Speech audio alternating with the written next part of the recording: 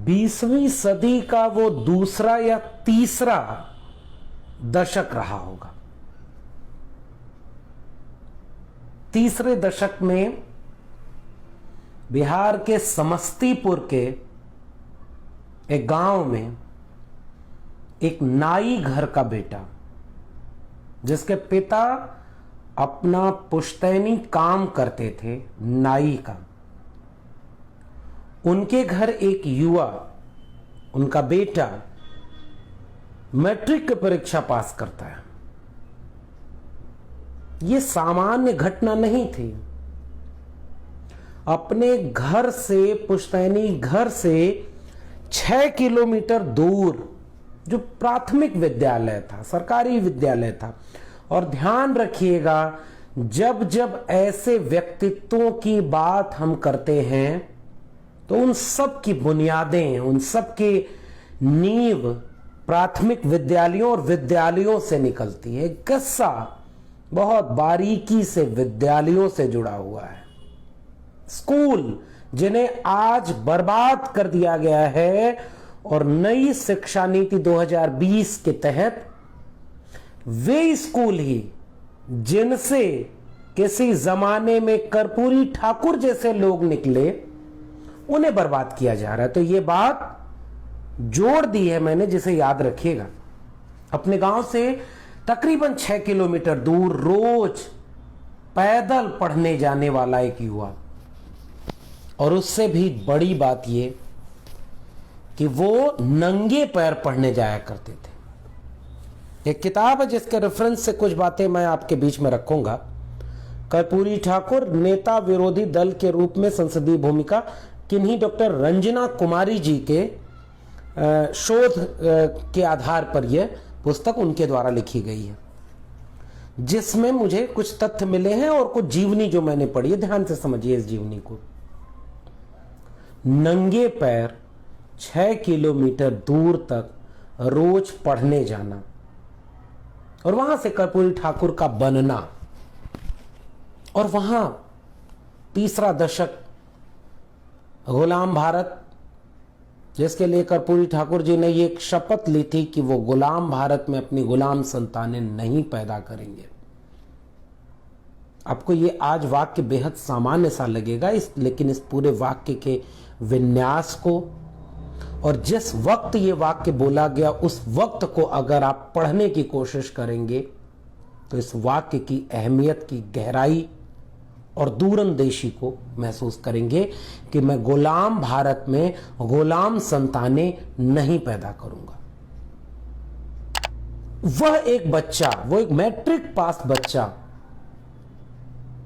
जब matric pass करने की खुशी अपने पिता से साझा करता है, और यह साझा करता है कि मुझे आगे पढ़ना है, पिता कुछ मदद की उम्मीद में अपने गांव के एक सामंत के पास जाते हैं, और उस सामंत से जाकर तारुफ कराते हैं, और बेटा यह बोलता है कि मैंने मैट्रिक पास कर ली। वो खुशी, उस बाल मन की खुशी देखिए, मैंने मैट्रिक पास कर ली। तो अपने घर की दालान पर लेटा हुआ वह सामंत यह कहता है कि अच्छा तुमने मैट्रिक पास कर ली, आओ गोड़ दबाओ। हमारे यहां भोजपुरी में गोड़ पैर को कहते हैं। उस बालक से यह कहते हैं कि आओ गोड़ दबाओ, और उस बालमन पर इस बात की पीड़ा इतनी गहरी पड़ी, उस नाई घर में पैदा एक सामान्य से बच्चे को, जिसने शिक्षा को लेकर के एक आग महसूस की थी अपने भीतर, आगे पढ़ना चाहता था, उसे अपने ही गांव के एक सामंत ने जब ये कहा आओ गोड़ दबाओ, इस मनोविज्ञान ने, इस बात ने उनके जहन को इतना गहरे रूप में प्रभावित किया कि उन्होंने तय किया कि इस सामाजिक संरचना के खिलाफ हम लड़ाई लड़ेंगे, जिसमें एक शिक्षित युवा को भी यह कहा जा रहा है आओ गोड़ दबाओ। एक सामान्य परिघटना नहीं थी।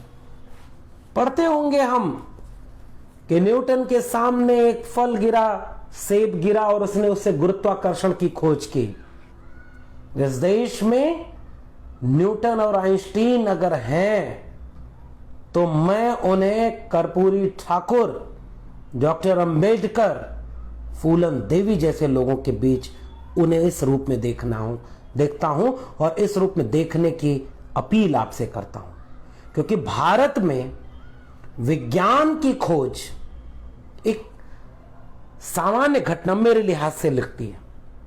वह एक सामान्य परिघटना है जो दुनिया भर में क्रमशः आगे बढ़ती गई, लेकिन भारत के सामाजिक, सांस्कृतिक और राजनीतिक स्तर पर गहरे बैठी हुई जाति व्यवस्था, वर्ण व्यवस्था, शोषण और वंचना की जो श्रेणियां बनी थी, पितृसत्ता की जो श्रेणी बनी है, इन श्रेणियों के भीतर अगर कोई नाई घर का व्यक्ति, कोई निषाद, कोई मल्लाह, कोई कुम्हार, कोई मोची, कोई धोबी अगर सत्ता के पायदान के शीर्ष पर पहुंचता है, तो यह एक बड़ी सामाजिक और राजनीतिक क्रांति है, नंबर 1।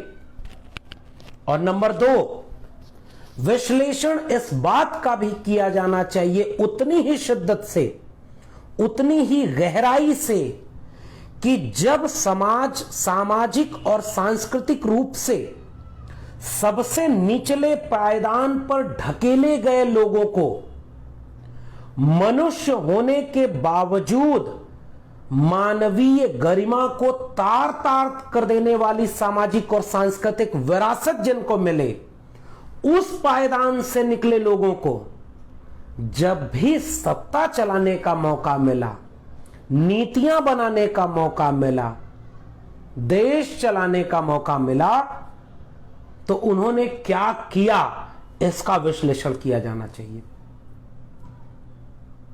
मैट्रिक पास जिस बच्चे को यह बोला है उसके गांव के सामंत ने कि मैट्रिक पास कर लिया, अच्छा आओ गोड़ दबाओ, उसी नाई के बेटे को जब बिहार में मुख्यमंत्री बनने का मौका मिला, 2 बार मुख्यमंत्री रहे, तो उन्होंने 8वीं तक के स्कूलों की शिक्षा निःशुल्क कर दी। आज आप बहुत बारीकी से इन कामों को समझिए। 8वीं तक के स्कूलों की शिक्षा निःशुल्क कर देना, अंग्रेजी माध्यम में पढ़ाई, या इसको आसान भाषा में कहें, अंग्रेजी अनिवार्य थी। एक किसान, एक मजदूर, एक कुम्हार, एक लुहार, एक बढ़ई, एक नाई, एक मोची, एक मल्लाह के बेटे को, एक कामगार, एक कृषक, एक कमेरा जाति से आए हुए युवा के सामने ये बेड़ियां थी। एक आजाद देश में पराई भाषा को, विदेशी भाषा को ज्ञान का स्रोत, ज्ञान का पर्याय माना जाता था, अंग्रेजी। और ऐसा, और आज भी हम इससे उबर नहीं पाए। तो क्या अंग्रेजी केवल ज्ञान की पर्याय थी, या उस वंचित शोषित जमात से आने वाले युवाओं के सामने एक बाधा थी? क्योंकि आपने ज्ञान का परीक्षण नहीं किया, आप भाषा का परीक्षण करके उनको स्कूलों से लेकर विश्वविद्यालयों तक जलील करते रहे, उनके हाथ से ऊंची शिक्षा, उच्च शिक्षा पाने के मौके को छीनते रहे। तो जब सबसे निचले पायदान वाले व्यक्ति को मौका मिला, और आज मैं विशेष संदर्भ में जननायक कर्पूरी ठाकुर को याद करते हुए कह रहा हूं कि जब उन निचले पायदान के लोगों को मौका मिला, तो उन्होंने शिक्षा के जरिए क्रांति की। 8वीं तक के बच्चों के निःशुल्क शिक्षा, अंग्रेजी की अनिवार्यता को समाप्त कर देना, और यह बात उन्हें समाजवादी, लोहियावादी वैचारिकी की ट्रेनिंग से मिले थे। और उसके बाद ये किताब और तमाम शोध ये बात दिखाते हैं कि वंचित शोषित जमात के युवाओं का स्कूल ड्रॉप आउट रेशियो बहुत हद तक घट गया, और नीचे वाली जातियां, कथित तौर पर सामाजिक पायदान में नीचे वाली जातियां, ऊपर आकर के मुख्य धारा में इस देश और समाज को चलाने में अपनी काबिलियत का योगदान देना शुरू करती। जब समाज के सबसे निचले पायदान पर ढकेले गए इन लोगों को मौका मिला तो उन्होंने भूमि सुधार किया, लोकतंत्र को जमीन पर उतारने का काम किया। इसलिए जननायक कर्पूरी ठाकुर को याद करना चाहिए। भूमि सुधार को हर स्तर पर लागू करने की अपील की, काम किया उसके लिए। और अभी मैं बताते चलूं और आगे इसे विस्तार में बात करूंगा इस किताब के जरिए जो मैं बात कर रहा हूं। कर्पूरी ठाकुर के नेता विरोधी दल की संसदीय भूमिका का एक तथ्य आपसे साझा कर रहा हूं, कुछ और तथ्य भी इसके साझा करूंगा, बारीकी से समझिएगा। क्या किया उन लोगों ने जब उन्हें सबसे निचले पायदान पर मनुष्य होने की बुनियादी गरिमा तक से वंचित कर दिया गया, मनुष्य ही नहीं समझा। ऐसा आर्यावर्ते जम्बू द्वीपे भारत खंडे विश्व गुरु जाने क्या क्या सोने की चिड़िया, दुनिया में ऐसा कहीं नहीं हुआ जैसा जाति व्यवस्था के नाम पर भारत में किया गया। नाई का बेटा, उसे सामाजिक रूप से ऐसी वंचना जिसके आधार पर वो आगे न बढ़ सके, उसके मौके छीने गए। उन्हें जब मौका मिला तो उन्होंने क्या कहा? जननायक कर्पूरी ठाकुर ने, मैं तारीख बताता हूं, 1980 के आसपास का यह वक्त है, उन्होंने नेता प्रतिपक्षी दल के रूप में सदन में एक कविता पढ़ी थी। यह गहन प्रश्न है कैसे रहस्य समझाएं, 10-20 या अधिक हो तो हम नाम गिनाएं, हर कदम पर यहां खड़ा पातक है, हर तरफ लगाए घात बड़ा घातक है, घातक है जो देखता सदृश दिखाता है, लेकिन कमरे में गलत दुम लिखता है, गलत हिसाब लिखता है। और तब कर्पूरी ठाकुर ने अपने पूरे राजनीतिक जीवन में किसानों की, मजदूरों की, महिलाओं की, कामगारों की, श्रमिकों की, युवाओं की बात की और इस समाज को न्यायप्रिय बनाने की बात कही। एक आंकड़ा मैं इससे देना चाहता हूं कि उन्होंने जो प्रश्न पूछे थे 1967 से 1971 के बीच, जितने प्रश्न पूछे थे नेता सदन रहते हुए, नेता विरोधी दल रहते हुए, इन प्रश्नों की संख्या देखिए।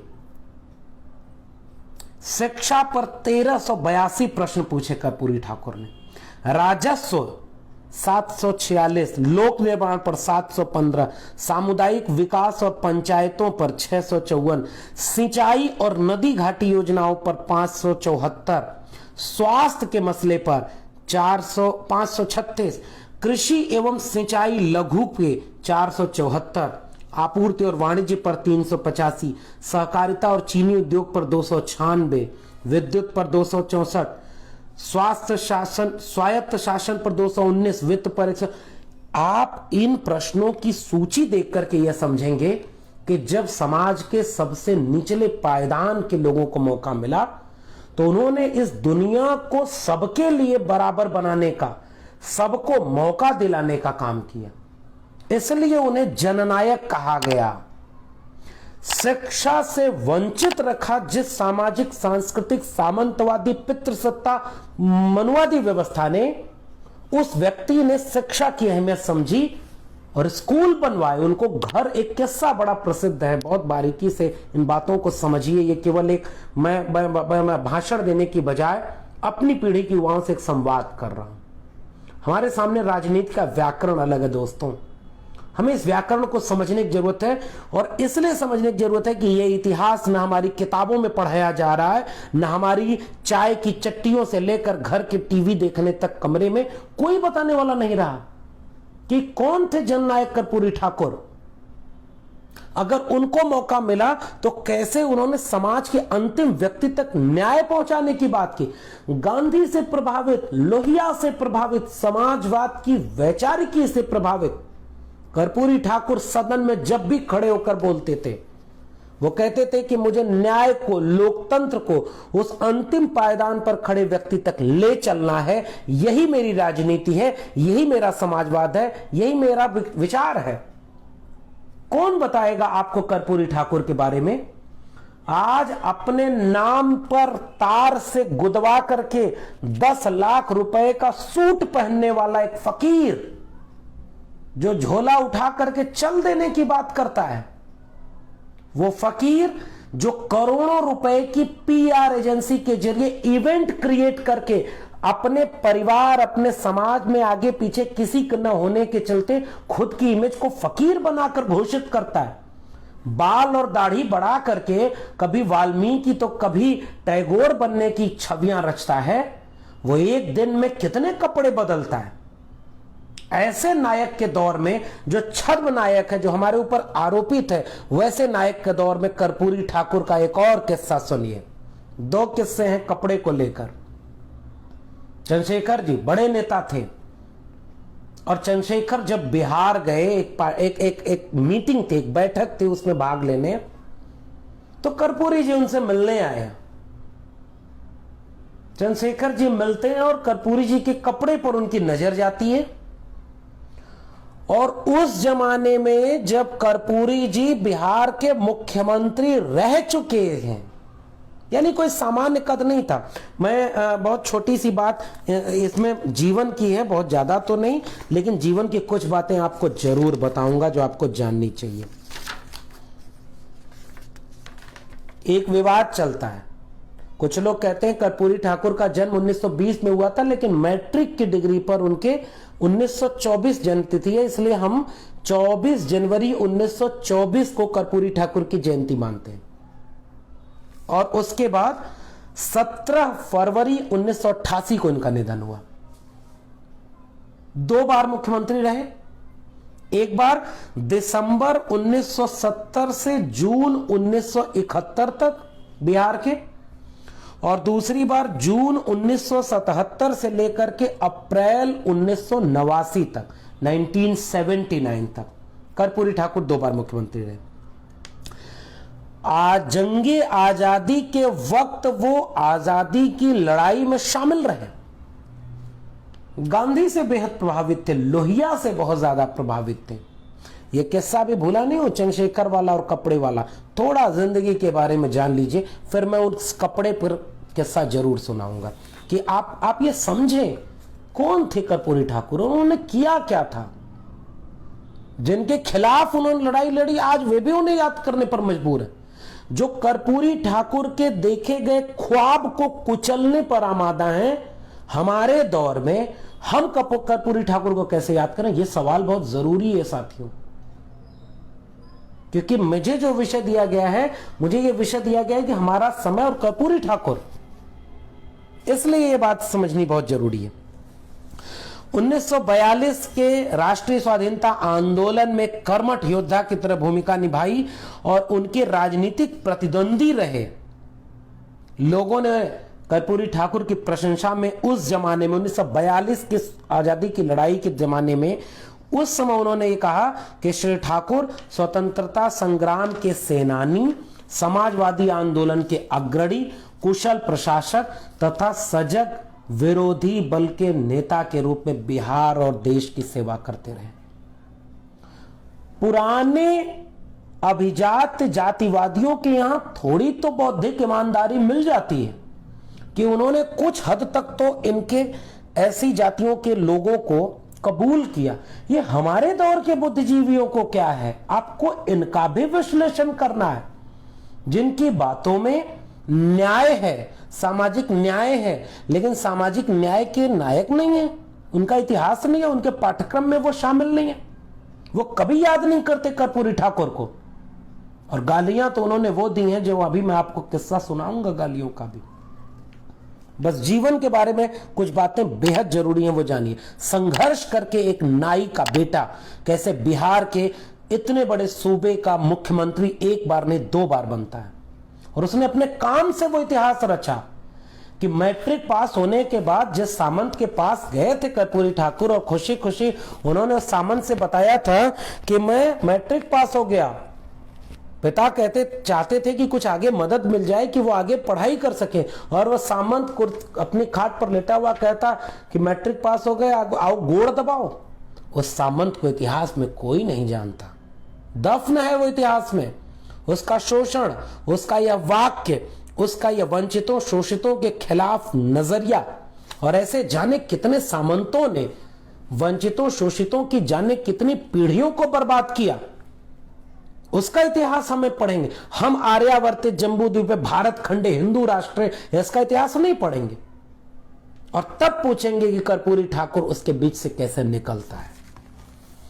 1952 में पहली विधानसभा चुनाव में कर्पूरी ठाकुर ताजपुर विधानसभा क्षेत्र से सोशलिस्ट पार्टी के चुनाव पर टिकट चुन लिए गए, लेकिन उसी के बाद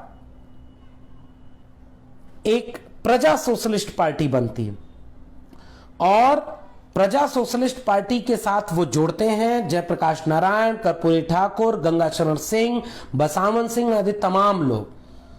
और उसके बाद 1957 के दूसरे आम चुनाव के समय प्रजा सोशलिस्ट पार्टी के प्रतिनिधि के रूप में कर्पूरी जी पुनः ताजपुर विधानसभा क्षेत्र से चुने जाते हैं और 1963 में तीसरे आम चुनाव में कर्पूरी ठाकुर पुनः ताजपुर से पीएसपी प्रजा सोशलिस्ट पार्टी के टिकट पर चुनाव जीतते हैं। लगातार चुनाव जीतते रहे और 64 में सूरज नारायण सिंह, त्रिपुरारी सिंह, वीपी सिन्हा, इन सब के साथ संयुक्त सोशलिस्ट पार्टी से जुड़ते हैं।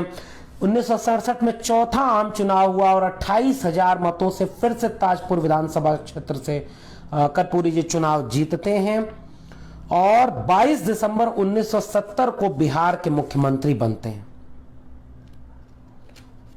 उस जमाने का एक किस्सा है जो मैं पहले बता चुका हूं बाबू जगदेव प्रसाद को याद करते हुए और बिहार के राजनीति को याद करते हुए कि कैसे 1969 में वो वहां एक पूरा गैर कांग्रेसवाद की एक लहर उठती है और कैसे सारे लोग मिल करके एक पहले गैर कांग्रेसी गैर सवर्ण व्यक्ति को मुख्यमंत्री नहीं बनने देते हैं।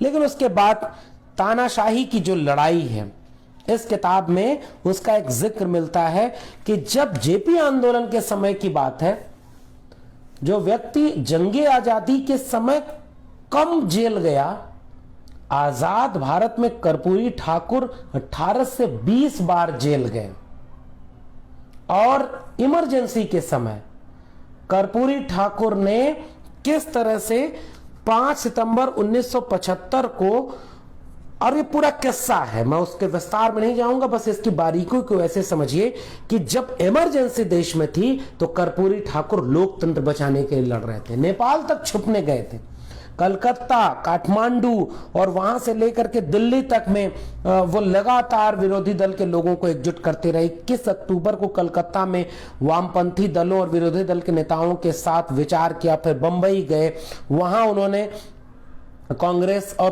बाकी कांग्रेस के विरोध में तमाम लोगों को एकजुट किया। 9 नवंबर को बोकारो गए, 11 दिसंबर को लोक संघर्ष समिति बनाए और उसके बाद फिर लोगों को पता चल गया कि कर्पूरी ठाकुर एक्टिव हैं, तो फिर पुलिस और गुप्तचरों की नजरों से बचते बचाते चौधरी चरण सिंह के घर में जाकर के आंदोलन के मसले पर विचार किया, योजना बनाई। 24 जुलाई 1976 को भारतीय लोक दल के कार्य समिति की बैठक में विचार रखने दिल्ली गए। 17 अगस्त से 3 सितंबर 1976 तक बनारस में रहे। 13-14 नवंबर को जेपी के निवास स्थान पर पटना में सभी विरोधी दलों की बैठक बुलाई और उनमें जनसंघ से लेकर के समाजवादी धड़ों तक को तमाम लोगों ने जो एक बात रखी थी उसके खिलाफ उन्होंने एक स्टैंड लिया और ये कहा कि हमें बिना डरे बिना झुके इस पूरे तानाशाही चीजों से लोकतंत्र को बचाना है, भारतीय लोकतंत्र को बचाना है। तो लगातार चुनाव लड़ते रहे, लगातार मुख्य धारा की राजनीति में रहे, लगातार यह बात करते रहे कर्पूरी ठाकुर कि अपने लिए कभी कुछ नहीं किया। के कामराज के बारे में कहा जाता है, लोहिया के बारे में कहा जाता है कि जब वो लोग गुजरे तो उनके पास कुछ नहीं था, 1 या 2 जोड़ी कपड़े, 2-4 किताबें, वही हाल कर्पूरी ठाकुर का था।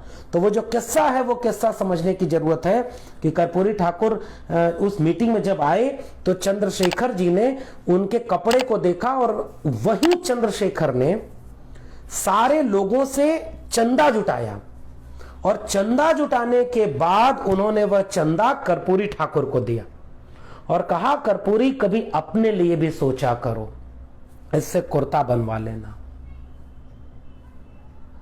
यह सबसे महत्वपूर्ण बात है।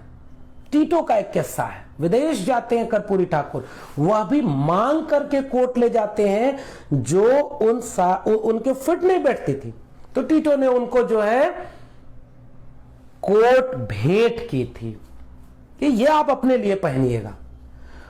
दो चीजें यहां जोर देकर कहना चाहूंगा। महात्मा गांधी के लिए उनके महात्मापन को ग्लैमराइज करने के लिए कहा जाता है कि महात्मा गांधी ने यह कहा कि जिस देश में लोगों को तन ढकने के लिए कपड़ा नहीं है, मैं पूरे तन ढकने का कपड़ा क्यों पहनूंगा, इसलिए उन्होंने एक कपड़ा, धोती को लपेटते थे महात्मा गांधी। अच्छी बात है, हम उसका सम्मान करते हैं, लेकिन उसके बाद वंचितों शोषितों की जमात से निकले जाने कितने लोगों ने ऐसे त्याग किए, कभी उनको वो इतिहास ने जगह नहीं दी। हमारा समय उन्हें कैसे देखे, यह भी सवाल है। दो किस्से और सुनाऊंगा। मुख्यमंत्री थे बिहार के जननायक कर्पूरी ठाकुर, और उस वक्त उनके पिताजी के साथ किसी की झड़प हो गई और उसने उनके पिताजी को मारा, पिटाई की। और उस समय उनके जिले के डीएम को यह बात जब पता चली तो डीएम ने कड़ी कार्रवाई की जिन लोगों ने उनके पिता को मारा था। और यह बात जब कर्पूरी ठाकुर को पता चली तो कर्पूरी ठाकुर ने सबको बुलवाया और डीएम से कहा, इन्हें छोड़ो, कोई जरूरत नहीं है। इस देश में कर्पूरी ठाकुर के पिताओं की तरह जाने कितने बुजुर्गों की रोज पिटाई होती है, रोज उनके साथ अन्याय होता है। जिस दिन हम उन सारे बुजुर्गों के साथ अन्याय होना बंद करवा देंगे, उस दिन कर्पूरी ठाकुर के पिता के साथ भी अन्याय नहीं होगा। तो इसलिए व्यक्ति से नहीं लड़ रहे थे कर्पूरी ठाकुर, एक पूरे सामाजिक सांस्कृतिक संरचना से लड़ रहे थे। एक जिक्र आता है डकैता डोम का। मुख्यमंत्री रहते हुए डकैता डोम को कुछ लोगों ने, सामंतों ने, और जब मैं सामंत कहता हूं तो हम इस बात पर भी जोर दें कि हमें सीधे सीधे उनकी जातियों को चिन्हित करने की जरूरत है, क्योंकि हम अगर एनिहिलेशन ऑफ कास्ट की लड़ाई लड़ रहे हैं, हम एक शोषित वंचित जमात की लड़ाई लड़ रहे हैं, तो हमारे लिए यह जरूरी बन जाता है कि हम इस बात का विचार करें कि यह लड़ाई किन लोगों ने कैसे लड़ी है और कौन लोग इस लड़ाई के सामने चुनौती बनकर के खड़े थे। यह एक महत्वपूर्ण बात है। तो जब डकैता डोम की बात आती है, उनके कुछ लोगों ने पिटाई की, कर्पूरी ठाकुर खुद उससे मिलने गए, उसके मृत्यु और उसके बेटे को खुद चिता में आग जलाई। उन्होंने कहा, ये मेरा बेटा है। और इस तरह से उन्होंने कहा कि जिन लोगों ने इनके खिलाफ हमारे समाज को बांटने की कोशिश की, हम उनके खिलाफ हम एक बराबरी का समाज बनाना चाह रहे हैं। यह सबसे महत्वपूर्ण बात है। और उसके बाद जो महत्वपूर्ण बातें हैं, दो प्रसंग मिलता है जो बेहद अहम है। और अब उस असली सवाल पर आइए कि हमारे दौर में किन सवालों पर राजनीति हो रही है और कर्पूरी ठाकुर ने किन सवालों पर राजनीति की। कर्पूरी ठाकुर ने भूमि सुधार के मसले पर लगातार काम किया। बिहार की राजनीति ने बाबू जगदेव प्रसाद कुशवाहा और जननायक कर्पूरी ठाकुर को पैदा किया है, जिसके चलते बिहार की राजनीति में सामाजिक न्याय लंबे वक्त तक मूल प्रश्न के रूप में शामिल रहा है, आज भी है। कम से कम देश के बाकी हिस्सों में जितनी मात्रा में सामाजिक न्याय राजनीति के केंद्र में है, उससे ज्यादा तो बिहार में है ही। चुनौतियां वहां भी हैं, वहां भी लड़ना पड़ेगा सामाजिक न्याय को मूल विमर्श के केंद्र में रखने में, और लोग लड़ रहे हैं। जैसे ये मंच है, इस मंच के लोग भी लगातार इस कोशिश में हैं। लेकिन जो जमीन बनाई है कर्पूरी ठाकुर ने, उस जमीन का ये नज्र है कि वहां लगातार सामाजिक न्याय राजनीति की केंद्रीय व्याकरण का हिस्सा रहा। किया क्या था कर्पूरी ठाकुर ने, जिसके लिए कर्पूरी ठाकुर को गालियां सुननी पड़ी? इस देश की आजाद भारत की राजनीति के इतिहास में जिस प्रकृति की और जितनी गालियां कर्पूरी ठाकुर जैसे नेताओं को सुननी पड़ी हैं, बहुत कम लोगों को ऐसी गालियां सुननी पड़ी। वीपी सिंह को सुननी पड़ी थी मंडल कमीशन लागू करने के वक्त। वीपी सिंह का जिस दिन निधन हुआ उस दिन भी वीपी सिंह को गालियां सुननी पड़ी थी। और सामाजिक न्याय की राजनीति करने वाले नेता माननीय लालू प्रसाद यादव, माननीय मुलायम सिंह यादव, मान्यवर कांशी राम, दक्षिण भारत के तमाम नेता, दक्षिण भारत में तो फिर भी एक सामाजिक सजगता है, वहां पर इस तरह की हिम्मत नहीं है गाली वाली देने की। वो पेरियार की जमीन है, वो फूले की जमीन है, वहां अंबेडकर, फूले, पेरियार, वहां रगों में लोगों के बीच ज्यादा है, जिंदा है। हमारे उत्तर भारत में ये इसके संघर्ष चल रहे, बहुत देर से वो विचारक उत्तर भारत आए, लेकिन गालियां कैसे सुननी पड़ी। इन लोगों को राजनीति में मौका मिला, इन्होंने अच्छे भी काम किए, हम ये नहीं कहेंगे। लालू प्रसाद को, खासकर लालू प्रसाद की तमाम चीजों से आप सहमत असहमत हो सकते हैं, लेकिन आज वह व्यक्ति एक राजनीतिक बंदी की तरह से जेल में है, समझौता नहीं किया उसने। आप उनके कुछ कामों से, कुछ चीजों से आप नाइत्तेफाकी भी रख सकते हैं, लेकिन एक बड़ी सामाजिक परिवर्तन में अहम भूमिका इन लोगों की, मान्यवर कांशीराम की है, सामाजिक न्याय की इन राजनीतिक दलों की है, नीतीश कुमार की है, लालू प्रसाद यादव की है, तमाम लोगों की। हाँ, हम जब विश्लेषण करते हैं तो हम ये भी कहते हैं कि उनमें कुछ खामियां भी रही हैं, और हमारे वक्त की नई बदलती हुई राजनीति में उन खामियों को भी हमें ठीक करना है जो लालू प्रसाद यादव, मुलायम सिंह यादव, नीतीश कुमार, रामविलास पासवान और मायावती जी या इन सारे लोगों की राजनीति में रह गई होंगी। लेकिन हम एक समग्र विश्लेषण जब करते हैं तब हम ये देखते हैं कि बिहार की राजनीति में जो जमीन बनाई थी वो कर्पूरी ठाकुर ने बनाई। कर्पूरी ठाकुर ने इतना बड़ा काम किया कि लोगों ने क्या नारा लगाया, कर कर्पूरी कर पूरा, गद्दी छोड़ धर उस तरह समझते हैं, नाई का हाथ का श्रृंगार है उस तरह। एक नाई घर में पैदा हुआ व्यक्ति जिसके पीढ़ियों ने हाथ में कैंची और उस तरह से लोगों की जहनियत को, लोगों की बदमिजाजी को दुरुस्त करके उन्हें चमक और शान शौकत बख्शी, उन्हीं सामंतों ने, उन्हीं जातिवादियों ने इन नाई परिवार के लोगों को कभी बराबरी की हैसियत नहीं दी। और उस नाई घर में पैदा कर्पूरी ठाकुर के हाथ में जब सत्ता चलाने की कलम आई तो उन्होंने इतिहास रच दिया। दलितों और आदिवासियों के अलावा व्यवस्थित तौर पर पिछड़ों को 26% आरक्षण देने का काम कर्पूरी ठाकुर ने किया। मुंगेरी लाल कमीशन के आधार पर यह मांग की, भूमि सुधार की बात की और सत्ता के हर पायदान पर भूमि सुधार को लागू करवाने की शुरुआत कर दी थी। मैं इस किताब को पढ़ रहा था, इस किताब के जरिए आपको 2-3 चीजें और अहम है जो मैं जरूर बताना चाहूंगा कि बिहार क्या है, इसको लेकर के कर्पूरी ठाकुर ने क्या कहा था उस जमाने में कि बिहार में सरकार जैसी कोई चीज नहीं है और जो कुछ ठठरी है, ठठरी समझते हैं, दिखावा ढांचा, एक जर्जर सा ढांचा ठठरी है, वह पक्षपात, भ्रष्टाचार, अकर्मण्यता, अयोग्यता, अन्याय और अत्याचार आदि रोगों से ग्रस्त है। और जितने प्रसंग इस विधानसभा में बतौर मुख्यमंत्री काम करते हुए या बतौर नेता विरोधी दल काम करते हुए जितने सवाल पूछे हैं, जितने काम किए हैं, उसमें किसान का सवाल सबसे आगे है। वो सिंचाई की बात करते हैं, वो भूमि के जोत की बात करते हैं, भूमि सुधार की बात करते हैं और कहते हैं कि भूमिहीनों को कैसे जमीन हम दे सकेंगे। कर्पूरी ठाकुर इसके प्रावधान बनाते हैं कि सिंचाई को कैसे मुफ्त करके छोटी जोत के किसानों के ऊपर जो टैक्स लगा है उसको कम किया जाए। कर्पूरी ठाकुर ये सवाल उठाते हैं 1980 के आसपास कि कृषि योजनाओं में जितनी आवंटित है बजट, वो बजट खर्च ही नहीं होते और सबसे ज्यादा अन्याय किसानों के साथ किया जा रहा है। गन्ना किसानों से लेकर छोटी फसलों और कम टिकाऊ फसलों के आधार पर उन्होंने ये सारा काम किया और फिर कहा ग्रामीण भूमिहीन मजदूरों के विकास पर गृह निर्माण के लिए जो पैसा दिया गया उसमें से एक पैसे का इस्तेमाल इनके नहीं हुआ और जब मुख्यमंत्री बने तो उन्होंने इस पैसे को बढ़ाया। 50,000 रुपए किस्सा और मिलता है। लोगों ने कहा घर नहीं है कर्पूरी, घर बनवा लो आप।